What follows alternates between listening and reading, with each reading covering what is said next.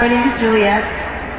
I have a question. My question is, how many justs do you have and how would I apply to be applied attendance? You're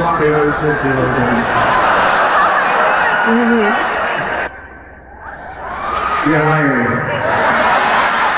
Now, I had a case, it was very interesting. A beautiful girl who was 17 or 18 applied to be a waitress. She's so beautiful. Let me ask you, do you have any experience? She goes, no, sir. I said, when can you start? It appears that the walls are getting a little closer. Now that we know that over 1,000 FBI agents were instructed to sift through over 100,000 documents, because that volume alone isn't damning, with the purpose of redacting Trump's name as well as others, let's just remind ourselves, shall we, of what Trump's Attorney General Pam Bondi said on this very matter back in 2024. You know, when they were all gung-ho about releasing the Epstein files. I want to know why AG Garland and the Justice Department are so quiet on this tonight. You know, they're out there labeling parents domestic terrorists, yet they're saying nothing about this. And these documents were so slow to come out.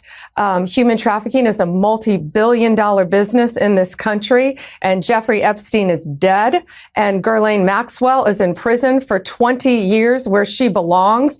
And if people in that report are still fighting to keep their names private, Sean, they have no legal basis to do so unless they're a child, a victim, or a cooperating defendant by some chance against some potential case against Ghislaine Maxwell. And I think Mark Garagos, as a great criminal defense attorney, will back that up as well.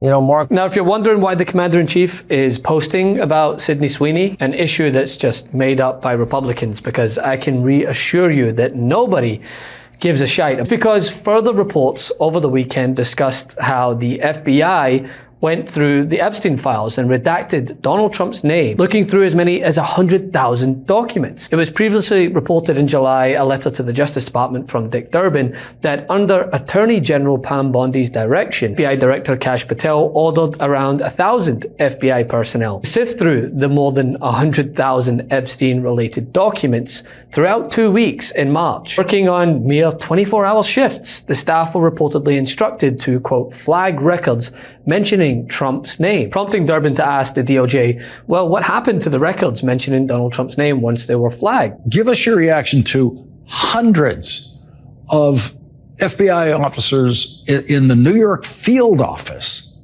being assigned to these documents, to study these documents.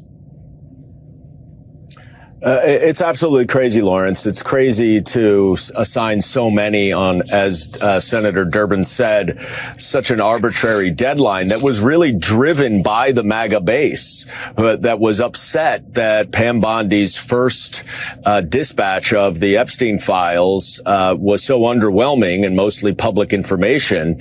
And in light of that pressure, she and FBI Director Kash Patel essentially took most of the New York field office to look for redactions in the Epstein files. Now, keep in mind, this is the New York field office that does terrorism cases, that does violent gangs cases, that does corruption, that does all sorts of fraud, securities fraud. The list goes on. I worked with them for 10 years. All of these agents were pulled away from keeping the public safe just to look through these Epstein files, flag Donald Trump's name, and somehow, some way, Lawrence, and I wonder how, that arbitrary deadline that they were racing towards because of pressure to release the Epstein files came and went, and now all of a sudden there's nothing of interest to anyone. Well, according to Bloomberg's Jason Leopold, Trump's name was blacked out. But it brings into question Trump's answers on whether Bondi briefed him on his name appearing in those files, which he's flip-flopped back and forth more than he has on his own tariff policy. The Attorney General briefed you on the DOJ and FBI review, the findings of that review. The Attorney General briefed you on that. On what? On the DOJ and FBI On what? review. On what subject?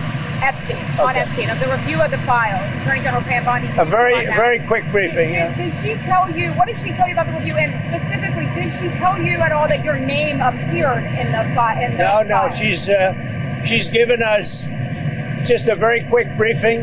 And in terms of the credibility of the different things that they've seen, And I would say that, these files were made up by Comey, they were made up by Obama, they were made up by the Biden, we went through years of that with the Russia hoax, with all of the different things that we had to go through. We've gone through years of it, but she's handled it very well. And it's going to be up to her. Whatever she thinks is credible, she should release. Yeah. On Texas, how many more seats? And the result, simply put, is Americans are overwhelmingly skeptical of Donald Trump's handling of this information. In a new UMass Amherst national poll, 70% of respondents said that Donald Trump is not handling the Epstein case well at all, while only 18% said that he is. 63% agreed that the Trump administration, quote, is hiding important information. And of those who said the administration is hiding information, a staggering 81% then blamed Trump directly for it. This data coincides with the suggestion that Donald Trump has lost significant ground, even within his own MAGA contingent, over the Epstein issue, with the likes of Joe Rogan calling it a line in the sand. I honestly think my favorite thing about this is watching conspiracy theorists have to unravel the red string that they themselves originally strung out. Here's the OG conspiracy theorist Glenn Beck at his excitement for Trump's beginning of the second term. The only thing I care about is the scandal of the pedophiles, and in the next 10 days, you're going to see the Epstein file released. Day number 1, Kash Patel walks in. By the end of the day, it will be released. Day 1! Deep state exposed. Oh, I'm sorry, Trump's in the rough? I'll get right on that ball drop.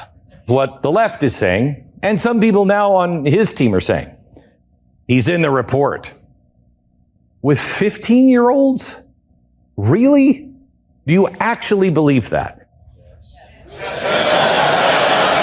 Some people are saying, look, they've called the recess on Capitol Hill because they figure by the time they come back in September, everybody will have moved on from this, right? Yeah. I think they're wrong. I don't think this feels like and just looks like that one of those handful of conspiracies, again, you go to JFK or whomever, that's just going to hang around. This is a line in the sand. Yeah. This one's a line in the sand. Yeah. Because this is one where there's a lot of stuff about, when we thought Trump was going to come in and a lot of things are going to be resolved. Yeah. We're going to drain the swamp. We're going to figure everything out.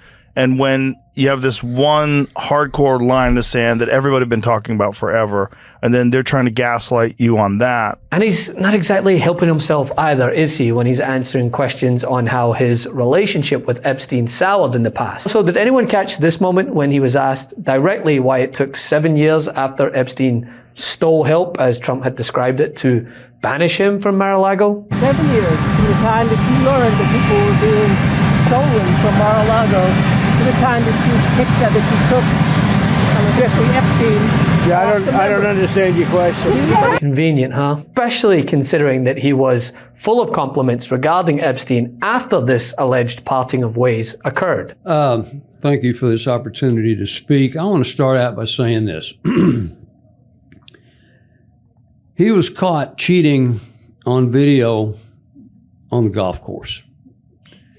He cheated on his taxes. He cheated on his business loans. He cheated on his wives. He cheated on the business contractors that he stiffed through 40 years of business. And he tried to cheat in the 2020 election. Now he's trying to cheat and win this 2026 midterm election because he knows he can't win. He has ordered Governor Greg Abbott to obey his command and cheat on the Texas redistricting scam to gerrymander 5 new, grossly and illegally drawn House districts. We are here because Texas is the first state under assault. If Texas House Republicans bow down to Trump like Abbott did, the other red states will follow. And if they do that, then America will be under assault.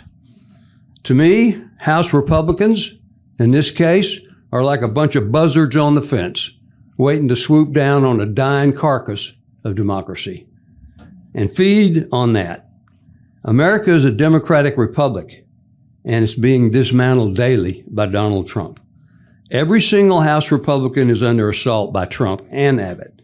They are telling you that your integrity, your honor, and your duty is for sale. And he is the buyer.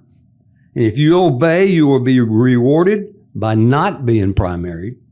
And if you stand up to him and say no, you will be punished and primaried. And it's that diabolical, it's that simple. In other words, and I don't say this lightly, in other words, he's asking each of you to be one, pardon this word, I mean in a philosophical way, not a sexual way, but he's asking every one of the Republican representatives in this room to be one of his prostitutes. The truth is more important than ever. Check out our new Truth Over Lies collection at store.MeidasTouch.com. All 100% USA union made.